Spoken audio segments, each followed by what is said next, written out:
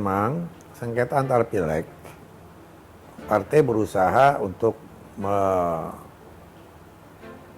memberikan bantuan hukum agar mereka menggunakan instansi yang sudah memang diatur dalam undang-undang, yaitu ke Mahkamah Konstitusi.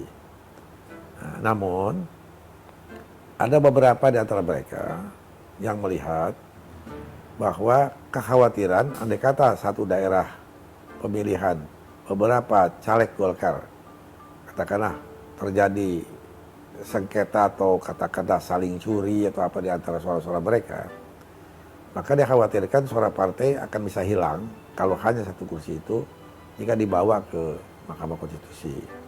Mungkin banyak faktor alasan mereka. Nah itu mereka datang ke Dewan Etik karena perilaku atau tingkat kesalahan atau pelanggaran, diduga pelanggaran kode etik yang kita miliki itu berhubungan banyak dengan persoalan etika. Nah dalam konteks tadi sampai saat ini kurang lebih kita menangani hampir 9 orang. Namun di antara kasus yang terberat yang saya lihat memang ini adalah kasus yang memang ada di Dapil Madura. Dugaan yang dilakukan oleh kader partai khususnya di Madura ini itu memang lebih banyak kepada hal-hal yang berhubungan dengan persaingan internal dan juga yang secara tidak langsung melibatkan banyak pihak. Nah, detailnya memang ini masih dalam proses di kita.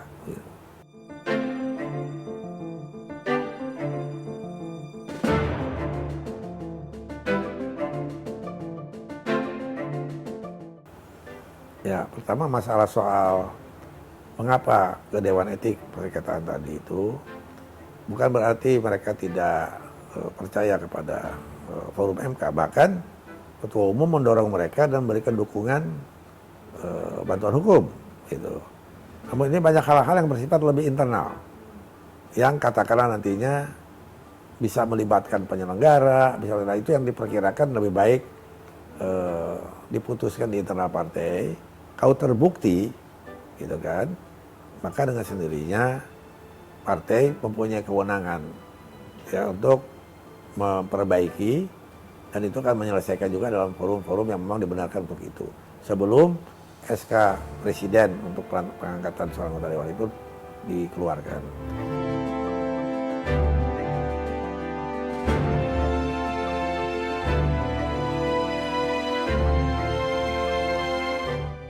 Nah, hubungannya sekarang dengan permasalahan kans untuk menjadi ketua DPR, selama undang-undangnya itu dari MD3 masih mengatur, ya kan, partai pemenang pemilu yang akan memegang kursi ketua, maka itu tentu posisinya tetap akan seperti itu.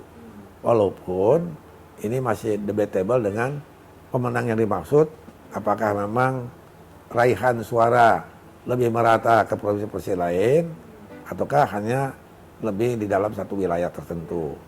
Nah mungkin bagian ini saya kira kita serahkan kepada mereka yang ada di DPR RI, ya, dengan pemerintah untuk menyelesaikan hal seperti itu.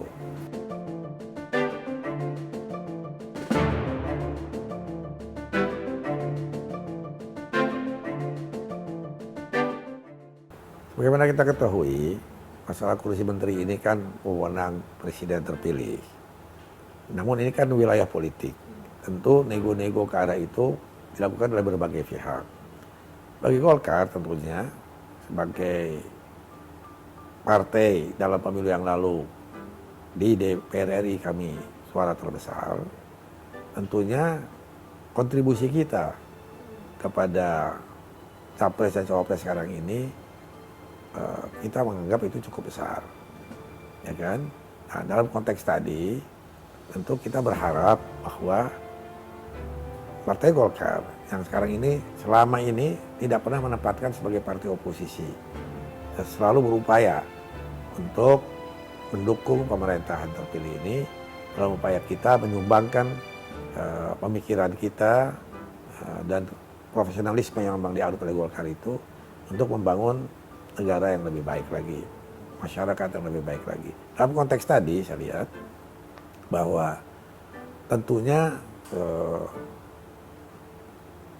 kita melihat khususnya di Partai Golkar ini struktur kabinet yang akan datang itu seperti apa, strukturnya, gitu kan? Apakah masih menggunakan struktur yang lama, gitu kan? Bagan-bagan yang memang diciptakan di dalam pemerintahan ini mengarah pada kepentingan yang sekarang ini akan dilihat 5 tahun ke depan, gitu. Nah, di sisi ini kita berharap bahwa bentuk daripada bangunan kabinet itu ke depan itu sesuai dengan harapan untuk dapat menyelesaikan masalah-masalah yang sekarang dihadapi oleh masyarakat, termasuk juga yang mungkin dijanjikan oleh pemenang Pilpres ini pada masyarakat.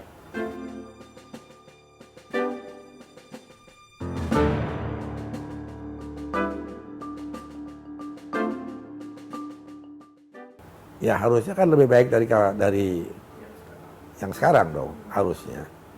Ya kan? Kalau yang sekarang ini kita hitung namanya paling tidak itu ada 4 kan di situ. Ya mestinya kan peran kita sekarang ini kan jauh lebih banyak daripada yang lalu. Harusnya. Minimal paling tidak harusnya 5. Harapan kita tentunya. Itu kan bergantung pada presiden terpilih.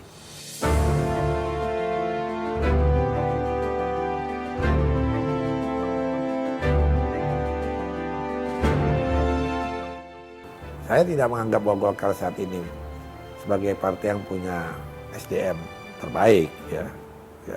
Kita menghormati juga rekan-rekan partai lainnya dalam soal ini.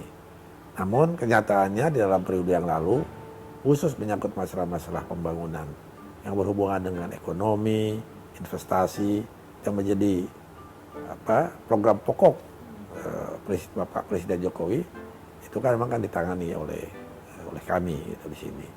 Nah, kami berharap bahwa itu bisa ada tindak lanjutnya ke depan, agar ada kesinambungan, dari sisi juga akan ada lebih aspek efektivitas gitu.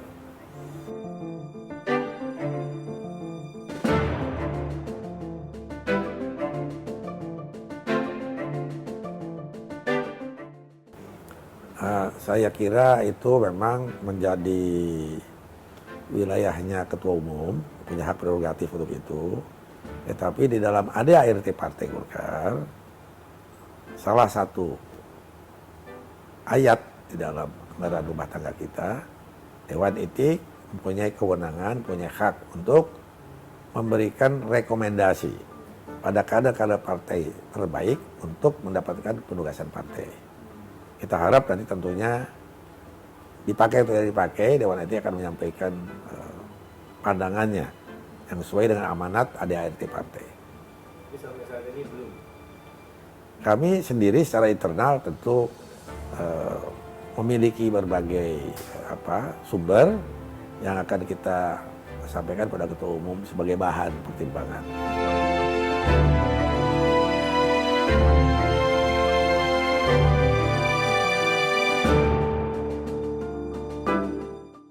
Sebetulnya calon ketua umum itu, kalau kita melihat dari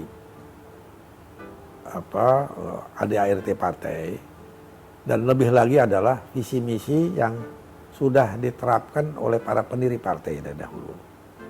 Partai Golkar ini adalah partai kader, dan penjenjangan di dalam memberikan posisi kepada kader partai itu diatur di dalam PDLT, prestasi, dedikasi, loyalitas, dan tidak tercela. Jadi ini kayak buku raport gitu. Nah, PDLT ini di Dewan Etik diterjemahkan lagi dalam kode etik yang dalam bentuk peraturan organisasi. Apa saja itu jenis-jenisnya dan bagaimana itu mengawalnya. Saya tidak tahu apakah di partai-partai politik lain itu sudah ada semacam Dewan Etik seperti ini. Nah, Dewan Etik ini berawal akhirnya dengan Majelis Etik di era kepemimpinan Erlangga Hartarto sebagai ketua umum yang bertekad agar bikin Golkar ini sebagai Golkar bersih. Nah, tentunya di internal Partai Golkar selama ini juga sering terjadi benturan-benturan. Namun kami tidak pernah sampai terpecah. Dulu sempat ada 2 Golkar, kemudian toh bersatu kembali. Nah, kita juga melihat bahwa banyak kader partai kita yang kemudian membentuk partai baru. seperti Gerindra, Nasdem, itu kan, Demokrat, itu kan awalnya dari Golkar. Tapi kan perahu besar ini tetap bisa survive. Nah, dalam konteks tadi, kembali ke pertanyaan Anda tadi, bahwa sebagai partai kader ada aturan. Andai kata aturan ini mau dirubah, yang prinsip sifatnya sama seperti kayak kita mau merubah Undang-Undang Dasar 45, kan boleh dirubah, boleh.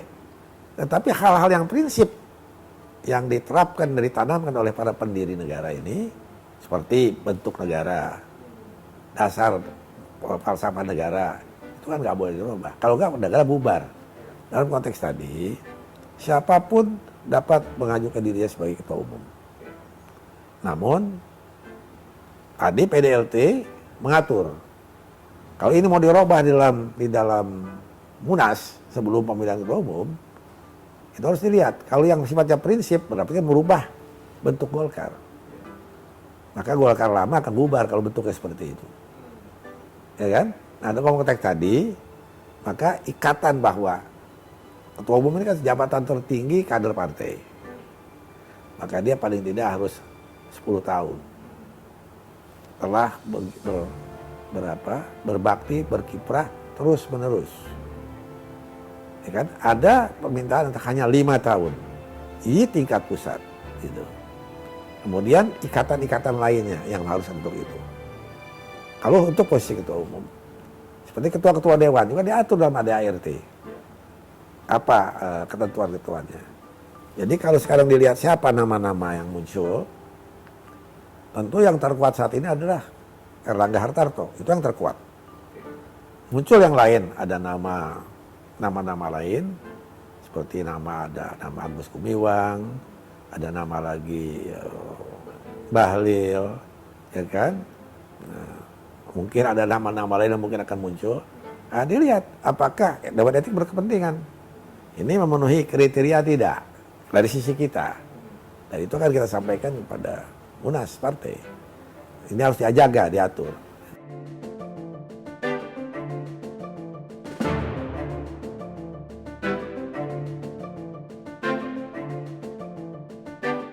Belum kader Golkar. Ya. Kan kalau kader Golkar itu harus punya kartu NPAG, harus menandatangani fakta integritas, dan sah-sah saja, siapa saja. Namun ada presiden. Posisi tertentu, presiden itu zaman Pak Darmono dulu, bisa diberikan kepada seorang baru masuk dalam batasan tertentu karena kebutuhan yang sangat mendesak dari partai. Katakan dari tingkat keahliannya. Apakah itu orang yang kita lihat sudah sih kepentingan wibawa atau kepengetahuan agamanya atau tertentu yang Golkar tidak punya. Itu pernah dilakukan. Tapi itu pun tidak dalam posisi sebagai ketua umum partai.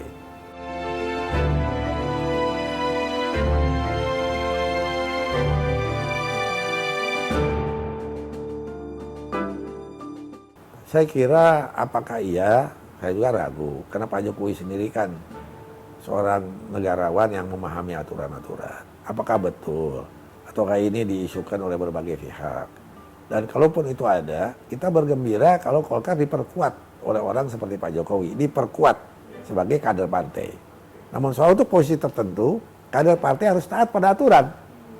Aturan yang sudah dibuat oleh para pendirinya. Oh, aturan bisa dirubah. Dirubah untuk hal-hal yang tidak prinsip. Kalau prinsip berarti merubah bentuk partai. Itu pandangan kami dari Dewan Etik.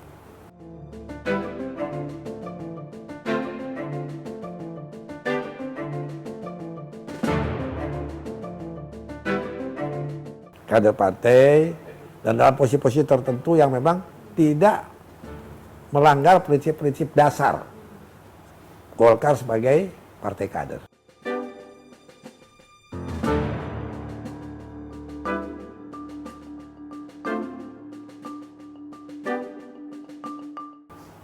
Ya, kita memang melihat kalau hal-hal pelanggaran yang dilakukan oleh kader partai, prinsip, gitu kan, sangat prinsip, dengan niat mengutuhkan kembali, maka forum yang dibenarkan oleh ADART itu kan ada Munas luar biasa. Tapi Munas luar biasa ini kan posisinya hanya mengganti ketua umum, ya kan? Bukan untuk hal-hal lain. Nah, apakah persyaratan mengganti ketua umum itu sudah masuk dalam kriteria yang sangat sos dalam hari ini? Nah, itu yang pernah kita lakukan seperti sebelumnya. Karena posisi ketua umum yang lalu terlibat kasus yang kemudian harus beristirahat sehingga ada kekosongan. Maka itu ada munaslup. Tapi kalau munaslup karena persengketaan kan ada pengadilan. Peradilan partai salah satu ada mahkamah partai kalau berbentuk organisasi, ada dewan etik kalau itu berbentuk hal-hal yang di luar masalah-masalah organisasi. Dalam konteks tadi saya melihat di sini sisa jabatan daripada DPP Golkar kali ini tidak diperlukan lagi ada munaslup di tengah-tengah, ya kan? Bukan soal hal-hal lain, tapi apa yang mengharuskan itu ada munaslup. Munaslup artinya kan mengganti ketua umum di tengah-tengah. Nah, hal yang prinsipnya seperti apa? Kalau bicara tanya hal prinsip ada penyimpangan dari seorang kader partai yang mendasar, harus ditanya ke Dewan Etik.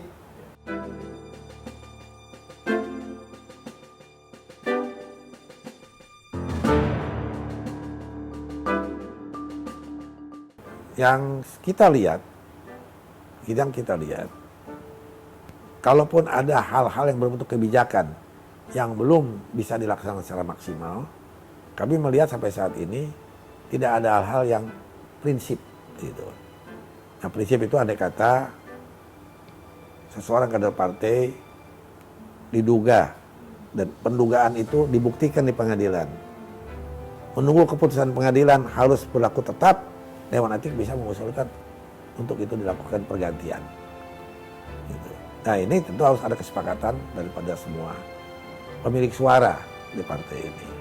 Kita kan sesepuh partai, senior partai yang melengkapi, ya kan, agar partai ini masih bisa. Kita di Dewan Etik kan tidak ada mengharapkan sesuatu, tidak lagi berkepentingan untuk mencapai tingkatan-tingkatan tertentu.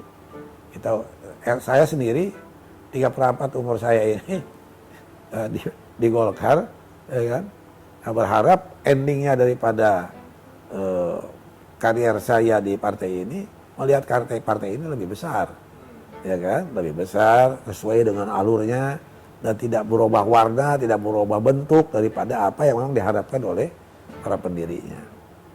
Kira-kira gitu.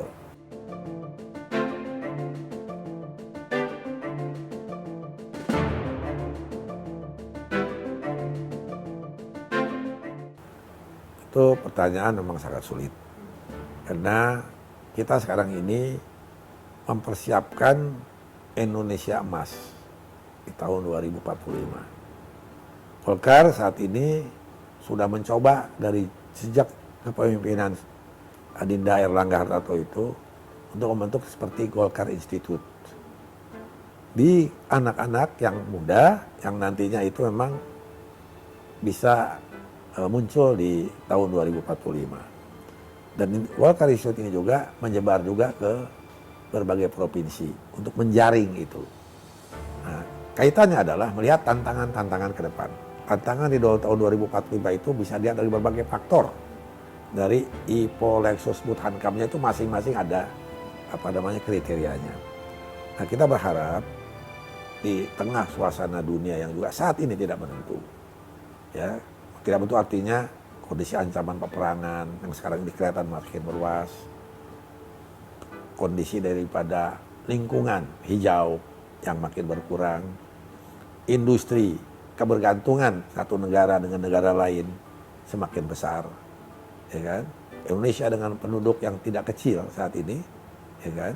Dan dalam posisi ingin membangun suatu negara demokratis yang benar, kita berharap ada keseimbangan antara eksekutif, legislatif maupun yudikatif. Kita berharap agar tidak ada tumpang tindih.